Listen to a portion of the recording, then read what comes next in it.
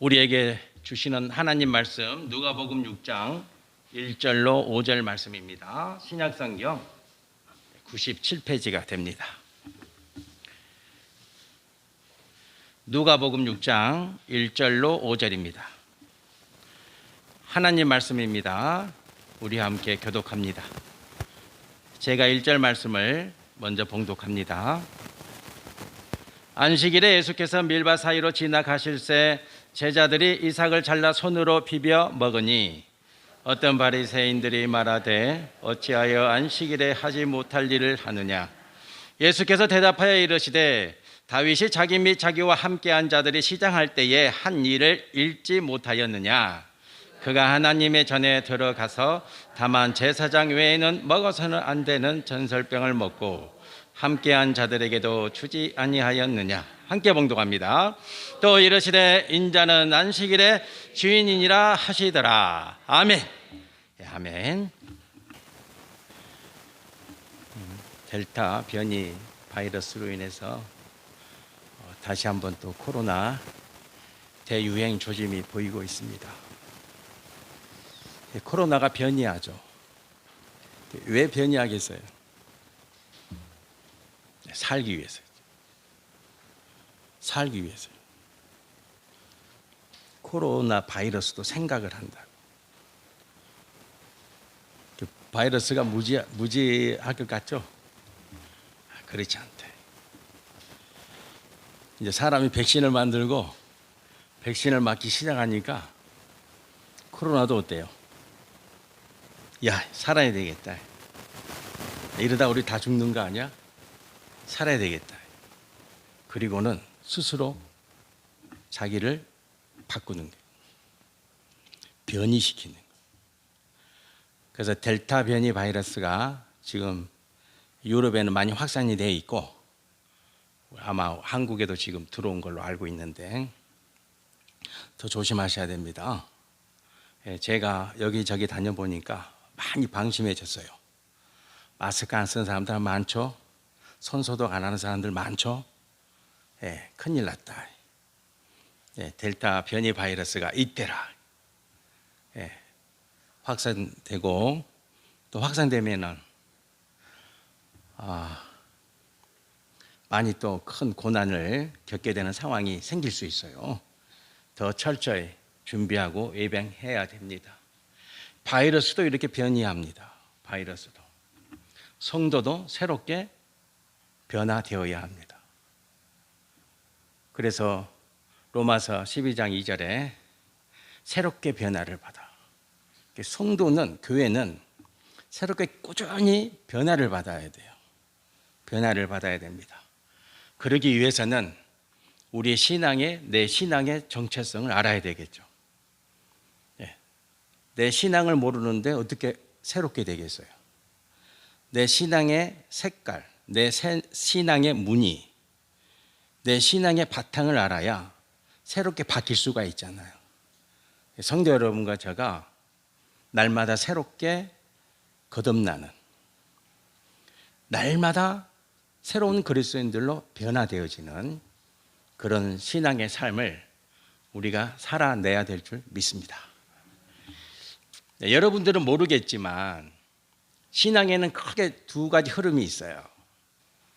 한번 본인의 신앙을 한번 살펴보세요. 제가 이 두 가지 신앙의 흐름을 역사적인 맥락 안에서 말씀을 드려볼 테니까 나는 어떤 신앙의 맥락이구나, 나는 어떤 신앙의 흐름에 있는 믿음의 사람이구나, 이것을 한번 생각해 보시기 바랍니다.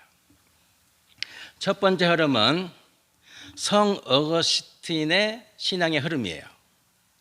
여러분, 어거스틴 이야기 들어본 인물, 세인트 어거스틴이라고 하는 인물을 들어보셨죠? 이 인물은 AD 354년에 출생한 인물이에요. 고대 사람이에요. 고대 사람. 우리 고대 사람이다. 그런데 이 사람이 이런 말을 했어요. 이 사람은, 어거스틴의 신앙은 플라톤의 철학을 가지고 와서 형성된 신앙이에요. 어거스틴은 그래서 이 플라톤은 이 세상을 둘로 나눠요. 어떻게 나누냐면 관념계와 현상계로 나눠. 예, 조금 복잡하는데 그래도 쉽잖아요. 두 가지인데 두 개밖에 안 돼. 10가지도 아니고. 한번 들어보세요. 플라톤은 이 세상을 둘로 나눠. 뭘로 나눈다고요? 또 잊어버렸지. 괜찮아요. 저도 잊어버려요. 관념계와 현상계로 나눠. 관념계는 뭐냐? 관념계는 시공을 초월한 것이에요. 시공을 초월해. 그러니까 성도 여러분과 제가 살고 있는 이 시공간이라고 하는 영역이 있잖아요. 그죠? 여러분과 제가 시간에 살잖아요. 그리고 이 공간에 지금 살고 있잖아요. 그런데 플라톤은 시간과 공간을 초월한 곳이 있다는 거예요. 초월한 곳이 있다. 그런데 그 시간과 공간을 초월한 곳은 변하지 않는다. 불변이다. 불변. 변하지 않는다는 거예요. 그것이 본질이라는 거예요. 예, 그것이 관념계예요. 그럼 현상계는 뭐냐? 현상계는 그대로 우리가 보고 느끼고 만져볼 수 있는 것. 그게 현상계예요. 그래서 어거스틴은 이 플라톤의 철학을 신앙 안으로 들고 와요. 그래서 어거스틴이 주장하는 게 있죠. 어거스틴은 뭘 주장할게요? 이 세상에서 사는 것이, 이 세상에서 잘 사는 것이 성도의 삶의 본질이 아니라는 거예요. 성도는 오직 어디에 눈을 들고 어디를 바라보고? 그렇죠. 천국이야, 천국. 시공간을 초월하는 그곳, 하나님 나라. 그래서 여러분이 우리가 공부했던 철로역정 있잖아요. 철로역정은 주인공이 어디를 향해서 가요? 하나님 나라죠. 너 나랑 같이 가자. 아내에게, 자녀들에게 같이 가자. 안 가. 그래, 너희들은 있어. 나만 갈래. 천국을 향해서 가는 거예요. 이 세상의 삶은 그렇게 큰 가치가 없어. 오직 목적이 뭐냐면 천국이야, 천국. 우리 성도님들 중에 혹시 그런 신앙 생활 하신 분들도 계시겠죠, 당연히. 예. 나는 오직 천국. 네, 천국을 소망하면서 사는 거야, 천국을. 그러니까 조금 힘들어도 괜찮아. 가난해도 괜찮아. 별로 이 세상의 삶이 의미가 없어. 나는 오직 천국이 목적이야. 이것이 성 어거스틴이 주장한 신앙이에요. 지금도 굉장한 지배력이 있죠. 그죠? 아마 우리 한국 그리스도인 중에 아마 80% 이상은 어거스틴의 신앙의 흐름에 동참하는 성도들일 거예요, 분명히. 그러면 또 하나의 흐름은 뭐냐? 이제 이해되셨죠? 여러분은 그 플라톤 철학을 다 이해하신 거예요. 제가 말했죠. 무슨 목사를 둬서 말을 안 합니다. 두 번째는 뭐예요? 두 번째는 뭐냐? 아퀴나스. 여러분 아퀴나스 들어보시죠. 토마스 아퀴나스. 신학 대전을 쓴 사람이죠. 토마스 아퀴나스. 이 아퀴나스는 언제 사람이냐? 이 아퀴나스는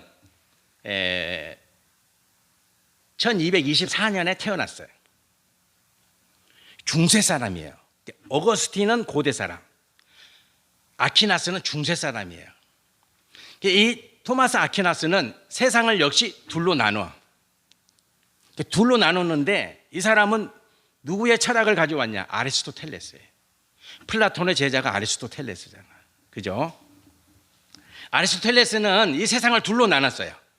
쉬워요. 형상과 진로야. 뭐라고요? 그렇죠. 안 어렵잖아. 두 개밖에 안 되잖아. 형상과 진로야. 근데 이 형상은 뭐냐? 생각이야, 생각. 아이디어. 자, 제가 지금 쓰고 있는 게 뭐예요? 안경이죠. 이 안경을 만들려면 생각을 먼저 해야 되잖아요. 안경을 이렇게 만들어야 되겠다. 안경을 모자 같이 만들면 안 되잖아요. 안경은 이 두 개 다리가 있어야 되고, 그죠? 두 개 안경 아래 들어갈 수 있는 공간이 있어야 되고, 이렇게 디자인을 할 거 아니에요. 그 디자인을 어디서 해요? 그렇죠. 생각으로 하는 생각. 이 생각이 형상이야. 그러면 진로는 뭐예요? 진로는 매터지. 물질. 이 안경테는 뭘로 만들어요? 플라스틱이 있어야 되고 유리알이 있어야 되잖아요. 그죠? 물질이 있어야 되잖아요. 그래서 이 세상은 형상과 진로로 구성되어 있다는 거예요. 근데 본질이 뭐냐? 본질은 생각이 진로에 계속해서 개입하는 거예요. 개입. 끊임없이 개입하는 거예요. 형상이 진로에 개입하고 진로가 형상에 개입하고 주거니 받거니 하면서 이 세상은 형성된다는 거예요. 그래서 이 철학을 아퀴나스가 도입을 했죠. 그래서 아퀴나스는 뭘 주장하냐? 하나님이 이 세상에 끊임없이 개입한다는 거예요. 하나님이 지금 나에게 개입하셔서 나를 새롭게 만드시는 거예요. 그럼 새롭게 만들어진 나는 또 하나님이 기대하시고 하나님이 원하시는 삶을 살고 또 하나님이 개입하시고 또 새롭게 바뀌고 또 개입하시고 또 새롭게 바뀌는 그런 신앙의 여정을 산다는 거예요. 그것이 토마스 아퀴나스가 주장하는 성도 그리스도인의 삶이에요. 그럼 성도 여러분과 저는 어거스틴에 가까워요? 토마스 아퀴나스에 가까워요? 본인이 한번 생각해 보세요. 본인이. 우리는 끊임없이 천국을 지향하지만 또 이 땅에서 삶이 중요하잖아요. 그래서 우리의 신앙의 온전한 그리스도인의 삶이라는 것은 아퀴나스와 토마스 아퀴나스의 삶을 신앙에 융합해야 돼요.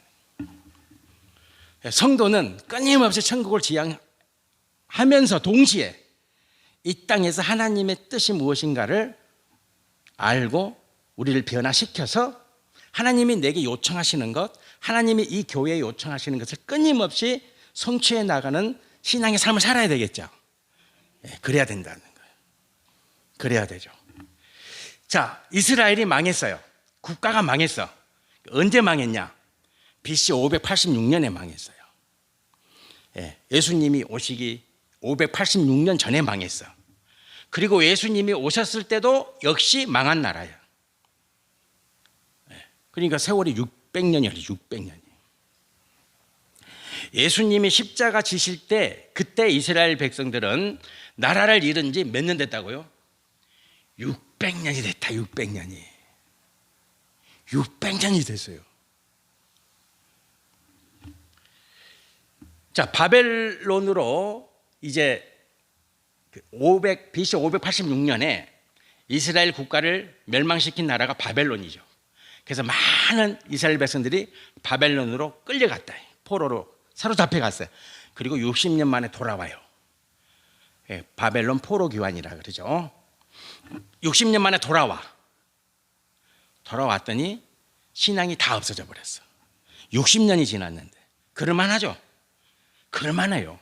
우리가 일제 30 몇 년입니까? 일제 36년이죠. 그때 이름도 다 없어졌지. 그죠? 말도 다 없어졌지. 문화 뭐 다 없어졌잖아요. 60년이라는 세월은 짧은 시간이 아니잖아요.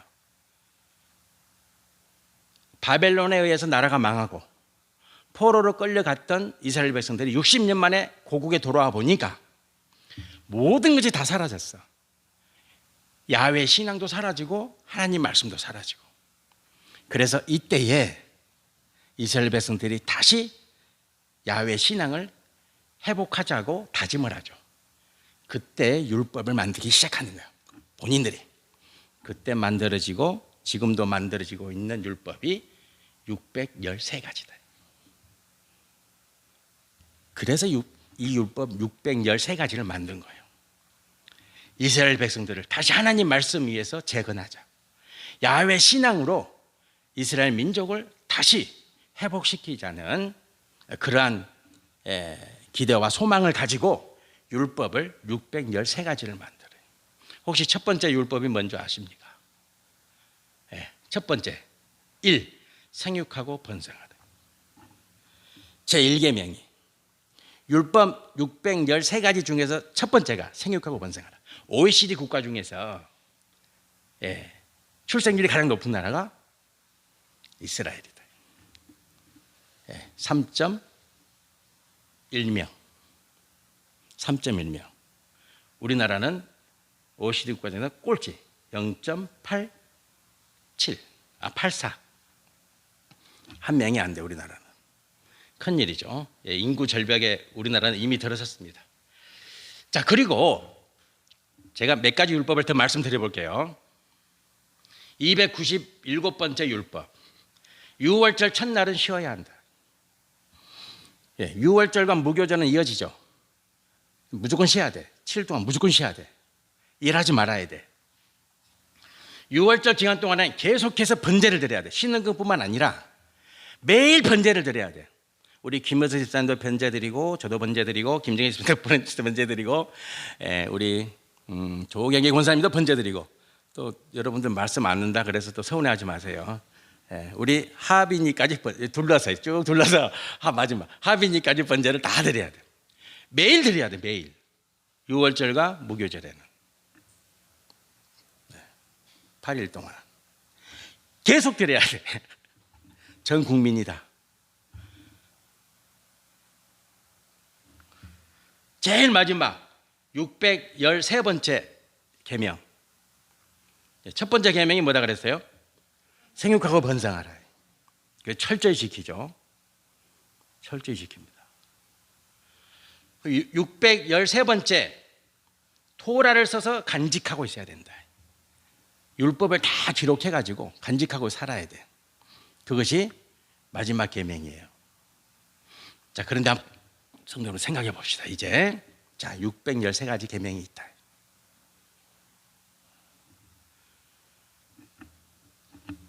나라를 빼앗긴 지 600년이 됐어요. 이 600년 동안 착취당한 거죠. 그렇죠? 저희 어머니는 일제시대 때 그 착취가 말도 아니었대. 말도 아니었대. 부엌에 이 쌀을, 땅을 파서 쌀을 도가니에 넣어가지고 묻어놓으면 그것도 다 찾아낸대. 그것도 다 찾아낸다는 거야. 뭐 노쇠로 만든 밥그릇 뭐 이런 거 다 가져갔다는 거야. 예, 전쟁 군수물자로 총알을 만들어야 되니까, 총을 만들어야 되니까. 제 어머니 일제시대를 온몸으로 겪으셨던 분인데 그런 말씀하세요. 저희 어머니가 그래요. 일본 놈들은 북한 놈들보다 더 지독했다. 더 악랄했다는 거예요. 600년 동안 한번 생각해 보세요. 600년 동안 나라를 빼앗기고 600년 동안 착취를 당했어요. 뭐가 있겠어요? 뭐가 남았겠어요? 뭐가? 번제를 어떻게 드려요? 번제를. 번제 드릴 수 있어요? 야, 번제 드리려면 최소한 비둘기가 있어야 되잖아. 아니, 번제를 어떻게 드려요? 안식일을 어떻게 지켜요? 안식일을. 여러분, 안식일을 지키려면 이틀치 양식이 있어야 돼. 금요일 저녁부터 밥을 해서는 안 되잖아. 이틀치 양식을 미리 준비를 해놔야지 안식일을 지킬 수 있다니까. 이틀치 양식이 있어야 안식일을 지키는 게 가능해요. 그런데 600년 동안 착취를 당했어. 양식이 어디 있어요? 하루 벌어서 하루 먹을 양식도 없지. 오죽했으면 주님의 제자들이 밀밭을 지나가다가 배가 고파서 그 미라를 손으로 비벼서 먹었겠습니까? 그렇지 않습니까? 오죽했으면. 그러니까 양식이 없는 거지, 식량이. 그러니까 600년 동안 착취를 당했다. 한번 생각해 보세요. 모든 걸 다 빼앗긴 상태 아니에요? 모든 것을 다. 그런 백성들에게 율법 계명 613가지를 정해놓고 율법을 지켜라 그러면 그게 복음입니까? 아니면 복음이 아니겠습니까? 고통이죠. 그건 고통이죠. 그건 고통이. 그것보다 더 큰 환난은 없어요. 안식일을 안 지키면 너 지옥 가. 하나님께 애물을 안 드리면 너는 하나님 나라에 갈 수가 없어. 이렇게 말하잖아요. 죄를 지었으면 속죄제를 드려야 되잖아. 속죄제를 드리려면 애물이 있어야 되잖아. 산비둘기가 있든지 뭐 뭐 염소가 있든지 소가 있든지 어디 있어요? 600년 동안 착취를 당했는데 그럼 속죄제만 드립니까? 반드시 번제를 드려야 되잖아요. 성전에 나왔다 그러면 번제 먼저 드려야 되고 그 다음에 속죄제를 드리든지 속건제를 드리든지 이렇게 해야 되잖아요. 뇌물이 어디에 있어요? 하루 한 끼 먹을 양식도 없는데 그런 이스라엘 백성들 앞에서 바리새인과 서기관들과 제사장과 사두개인들이 이른바 종교 지도자들이 너희들이 율법을 하나님이 우리에게 주신 613가지 계명을 안 지키면 너희들은 하나님 나라에 갈 수 없다라고 말하면 그것이 복음이겠습니까? 아니죠. 복음 아니지. 그건 기쁜 소식이 아니지. 복음이 뭡니까? 기쁜 소식이냐, 기쁜 소식. 기쁜 소식이잖아요. 그 소식을 들으면 감동이 되고 기뻐해야 되고 즐거움이 내 마음에 솟구쳐야 되잖아요. 그런데 일용할 양식이 없는데 너 안식일 지켜? 너 안 지키면 그 큰 죄야. 너 하나님 백성 아니야. 너 천국 백성 아니야. 협박이죠. 이것은 겁박이죠. 예수님 뭐라고 말합니까? 뭐고? 네. 안식일 날 밀밭을 지나가다가 제자들이 밀을 따서 손에 비벼서 밀알을 먹을 때 배고픔 먹어라 그러는 거예요. 먹어야 그게 좋은 거 아니에요? 그게 기쁜 소식 아니에요?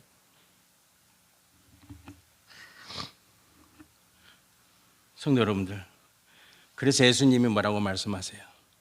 가난한 자는 복이 있나니 천국이 너희 것이니라. 가난한 자는 천국 갈 수 없어요. 율법으로 하면. 어떻게 율법을 지켜요? 하루 벌어서 하루 먹기도 어려운 형편인데 어떻게 율법을 지켜요? 그렇죠. 여러분 11조를 낼 형편이 아닌데 11조 내세요. 안 내면 천국 못 가면 이러면 그게 기쁜 소식입니까? 기쁜 소식 아니에요. 그거는 겁박이지. 성도 여러분과 제가 복음을 잘 하셔야 돼요. 예수님이 분명히 말씀하셨어요. 안식일을 위해서 백성들이 있는 것이 아니라 누가 누구를 위해서 있다 그랬어요? 안식일이 백성을 위해서 있느니라 그런다고. 누가 누구를 위해서 있다고요? 안식일이 백성을 위해서 있느니라 그런다. 여러분이 하나님을 위해서 있습니까? 하나님이 여러분을 위해서 있습니까? 그거 아셔야 돼요. 여러분이 하나님을 위해서 있습니까? 하나님이 여러분을 위해서 있습니까? 하나님이 여러분을 위해서 계시죠. 여러분이 어떻게 하나님을 위해? 제가 어떻게 하나님을 위해요? 피조물인데 말이 안 되잖아. 하나님이 우리를 위해서 계시지. 그죠? 안식일이 누구를 위해서 있어요? 우리를 위해서 있지. 우리가 어떻게 안식일을 위해서 있겠어요? 말이 안 되는 거죠.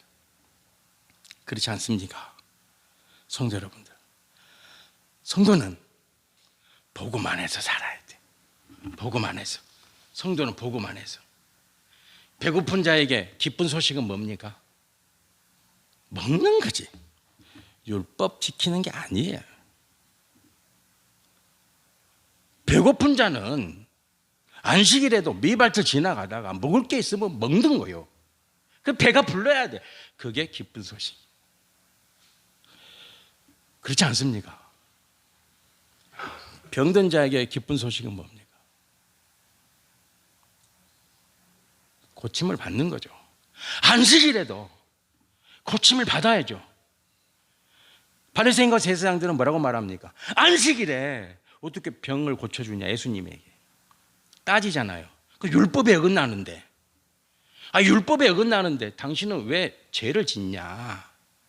율법에는 안식일에 어떤 노동도 해서는 안 되는데 왜 병든 자를 고쳐주냐? 잘못된 거죠. 그럼 복음이 아니지. 복음은 병든 자가 고침을 받는 거지. 여러분, 부자에게 기쁜 소식은 뭡니까? 섬기는 거지. 더 가지는 게 아니라. 그렇죠? 부자에게 복음은 섬기는 거예요. 네. 부자는 이제 나눠야 되겠다, 섬겨야 되겠다. 이것이 복음이다. 더 가지는 게 복음이 아니에요. 더 가지려고 하면 추접스러워지는 거예요. 그래서 인생 말년에 추접스러워진 사람들이 많아. 끝까지 더 가지려면 어떻게 해요? 끝까지 더 가지려면. 그 다음에 권세 있는 사람들에게 기쁜 소식은 뭐가요? 섬기는 거죠. 권력을 가지고 백성들을 섬겨야 되잖아요. 섬기는 정치인이 있습니까? 그러니까 여러분이 이 다음에 대통령을 투표할 때도 섬기는 자가 누구인가 이것만 보면 되는 거예요. 당을 보면 안 돼. 너는 무슨 당 찍을 거냐 이러면 안 돼. 저 사람이면 그래도 국민들을 섬기겠다. 그러잖아요. 절대 권력이잖아요. 대통령은. 대통령은 거의 절대 권력이에요. 다 하잖아요. 무소불위의 권력이잖아요. 내년에 대통령 선거하잖아요. 저 사람이면 그래도 국민을 섬기겠다. 이 기쁜 소식이죠. 성도 여러분, 하나님은 여러분과 저가 복음 안에 살기를 원한다. 복음 안에. 여러분이 신앙생활 하면서 불편해하고, 여러분이 신앙생활 하면서 두려워하고, 여러분이 신앙생활 하시면서 걱정하고, 그거 다 복음 아니에요. 내가 편해야 돼. 내가 행복해야 돼. 그렇죠?